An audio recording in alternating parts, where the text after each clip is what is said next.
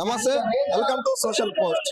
రాష్ట్రంలో fee reimbursement pending లేకుండా వెంటనే విడుదల చేయాలని బీజేపీ రాష్ట్ర ప్రెసిడెంట్ రామచంద్రరావు గారు 2 రోజులు నిరాహార దీక్ష మొదలు పెట్టడం జరిగింది. మరి ఫీజులు బకాయిలు బీజేపీ లడాయిల కార్యక్రమాలు చేపట్టడం జరిగింది. మాట్లాడదాం, కొంతమంది బీజేపీ రాష్ట్ర నాయకులు ఉన్నారు. శ్రీవర్ధన్ రెడ్డి గారు మాట్లాడే ప్రయత్నం. నమస్తే అన్న, చెప్పండి, ఏ విధంగా చూస్తున్నారు అన్న? మరి ఫీజు బకాయిలు ఉన్నాయి, దాన్ని మరి 2 రోజులు నిరాహార దీక్ష కూడా చెప్పడం జరిగింది. మరి వచ్చే అవకాశం పోతుంది. బీజేపీ రాష్ట్ర అధ్యక్షులు రామచంద్రరావు గారు 2 రోజుల దీక్షలో నిన్న నుంచి ప్రారంభం చేశారు. ఈ రోజు రాష్ట్రంలో 40 లక్షల మంది విద్యార్థుల యొక్క భవిష్యత్తును 15,000 కోట్ల ఫీజు రియంబర్స్మెంట్ వెంటనే విడుదల చేయాలని చెప్పేసి రామచంద్రరావు గారు ఈ యొక్క నిరసన దీక్షను చేపట్టడం జరిగింది.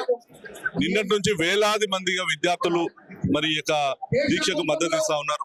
తల్లిదండ్రులు వచ్చి మద్దతు ఇస్తా ఉన్నారు. తెలంగాణ సమాజంలో ఉన్నటువంటి అనేక ఎన్జిఓలు కావచ్చు, రాష్ట్రంలో ఉన్నటువంటి అనేక మంది వచ్చి ఈ యొక్క చేపట్టిన దీక్షకు మద్దతు పలుకుతూ ఈ ప్రభుత్వం విద్యారంగాన్ని పూర్తిగా నిర్లక్ష్యం చేసింది.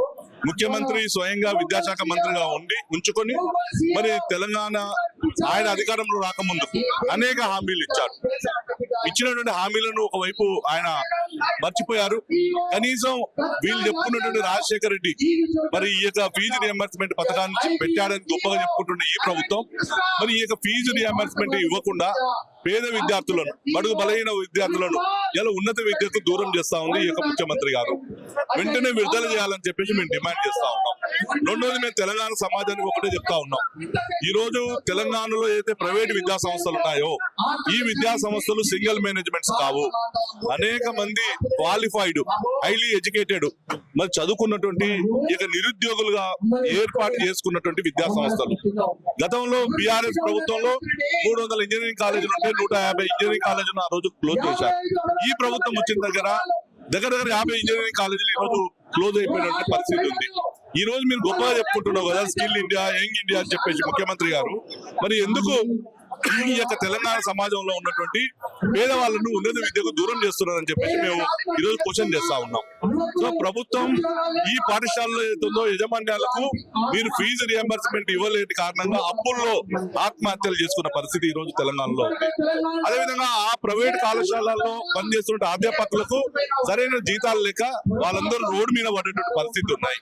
సో 40 లక్షల యొక్క విద్యార్థుల భవిష్యత్తు కోసం మీరు వెంటనే ఫీజు రియంబర్స్మెంట్ విడుదల చేయాలని చెప్పేసి మేము డిమాండ్ చేస్తున్నాం.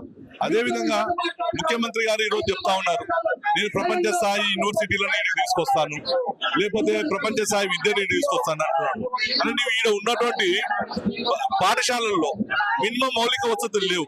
ఈరోజు టాయిలెట్స్ కూడా లేనటువంటి పరిస్థితులు ఉన్నాయి. మరి మీరు వచ్చిన 3 ఏళ్లలో ఏ ఒక్క పాఠశాలైనా సందర్శించారా? ఏ పాఠశాలైనా మౌలిక వసతుల గురించి ఆలోచించారా? కేంద్రం నరేంద్ర మోడీ ప్రభుత్వం ఇచ్చినటువంటి పిఎంశ్రీ నిధులు తప్ప ఈ ప్రభుత్వం 1 రూపాయి కూడా ఏ పాఠశాల యొక్క అభివృద్ధి కోసం ఈ ప్రభుత్వం ఖర్చు పెట్టలేదు.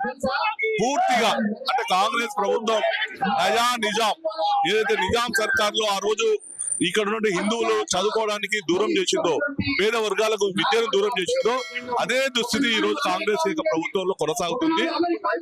ఆయుష్ డాక్టర్లు కూడా ధర్నా చేస్తున్న పరిస్థితి. మరి ఇక్కడ ఫీజు రియంబర్స్మెంట్ మీ పార్టీ నుంచి నిరసన కార్యక్రమం కూడా చేపట్టడం జరిగింది.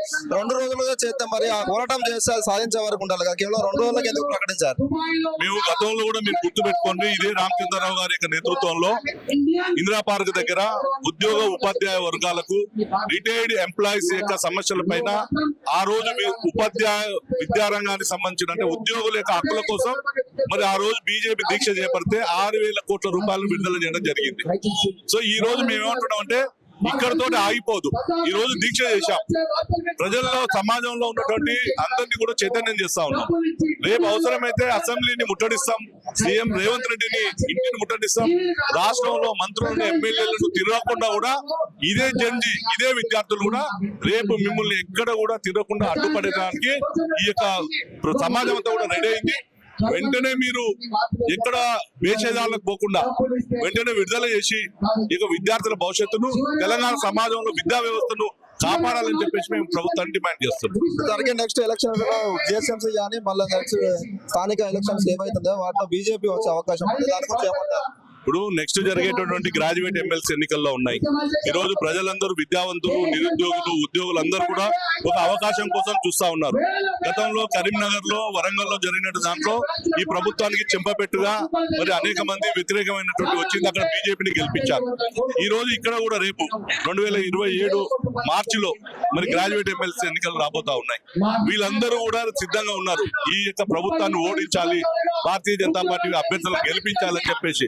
ఎందుకంటే ఈ వర్గాలకు వాయిస్ భారతీయ జనతా పార్టీ, వాళ్ళ పక్షాన్ని కొట్లాడుతున్న భారతీయ జనతా పార్టీ అని చెప్పేసి ఉంది. సో భవిష్యత్తులో జరిగే ఏ ఎన్నికలైనా కూడా మీరు చూశారు, గతంలోనే అసెంబ్లీ ఎన్నికల తర్వాత భారతీయ జనతా పార్టీ యొక్క గ్రాఫ్ పెరిగిపోయింది. ఈ రోజు 8 మంది ఎంపీలను ఈ తెలంగాణ సమాజం గెలిపించింది.